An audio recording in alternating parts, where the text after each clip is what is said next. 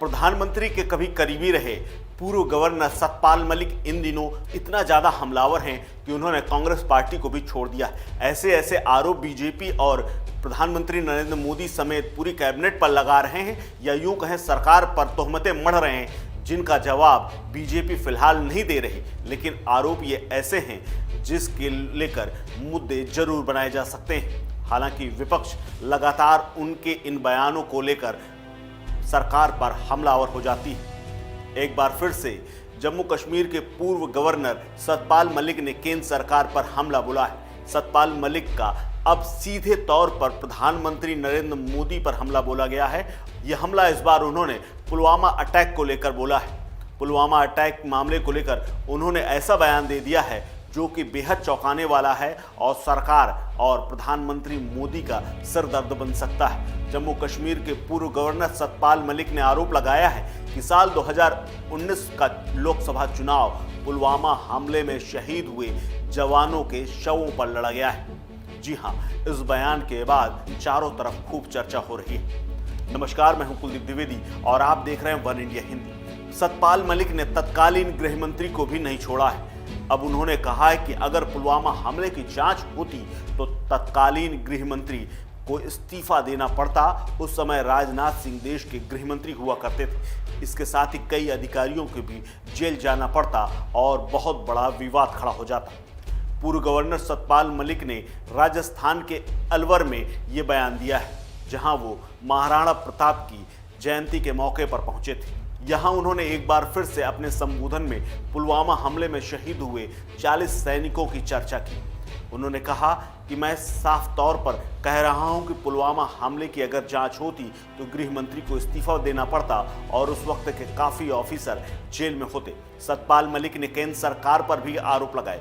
उन्होंने सीधे गृह मंत्रालय, गौतम अडानी, केंद्र सरकार पर करप्शन जैसे तमाम मुद्दों पर बयान दिए। उन्होंने अपने ताज़ा बयान में कहा है कि देश की जनता को चेताया भी है। उन्होंने कहा है कि आने वाले समय में अगर बीजेपी की सरकार बनी तो देश में ना कोर्ट रहेगा, ना फौज रहेगी, ना कोई सिस्टम रहेगा जिससे इन पर किसी तरह से कंट्रोल किया जा सके। पूर्व गवर्नर ने यह भी कहा और साथ ही प्रधानमंत्री पर हमला बोलते हुए कहा कि अगले चुनाव तक अगर जनता ने इनके खिलाफ मतदान नहीं किया तो ये सरकार देश में जनता को मतदान करने लायक भी नहीं छोड़ेगी, क्योंकि हो सकता है ये कह दे कि जब हमको ही जीतना है तो चुनाव कराने की जरूरत ही क्या है। पूर्व गवर्नर ने अपने बारे में भी बताया कि केंद्र सरकार उन्हें गद्दार घोषित कराना चाहती है, लेकिन उन्होंने अपना काम ईमानदारी के साथ किया है। उन्होंने कहा कि जम्मू कश्मीर में उन्हें 300 करोड़ रुपए का सीधा ऑफर था, लेकिन उन्होंने इस ऑफर को ठुकरा दिया और वहां से उन्हें हटा दिया गया। हालांकि उन्होंने ये नहीं बताया कि ये ऑफर उन्हें किसने दी थी। अपने बयानों की झड़ी में पूर्व गवर्नर ने अपने करीबियों के यहाँ सीबीआई के जो हाल में छापे पड़े थे उस पर भी प्रतिक्रिया दी। उन्होंने बड़ा दावा करते हुए कहा कि केंद्र सरकार उन्हें फंसाने की कोशिश कर रही है, लेकिन वो फंसा नहीं पा रही है। ऐसे में उनके मातहत जो उनके अधिकारी थे, उनके साथ काम करते थे, उनको घेरने की कोशिश कर रही है। उन्होंने ये भी दावा किया कि केंद्र सरकार का मकसद उनके खिलाफ साजिश रचकर जेल भेजना भी है।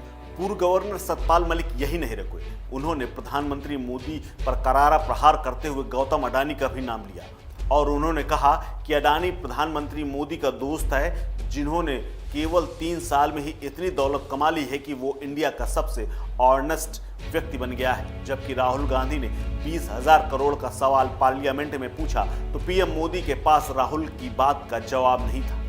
उन्होंने ये भी दावा किया कि प्रधानमंत्री मोदी अपनी नाक के नीचे करप्शन करवाते हैं, यानी ऐसे पुलवामा से लेकर गौतम अडानी तक ऐसे आरोप लगा दिए हैं सतपाल मलिक ने, जिसका जवाब बीजेपी फिलहाल कब देगी इसका लोगों को इंतजार है। लेकिन इन सवालों से और इन लगातार हमलों से बीजेपी की सरकार कहीं ना कहीं घिरती हुई नजर आ रही है। इस खबर में फिलहाल इतना ही। अपडेट्स के लिए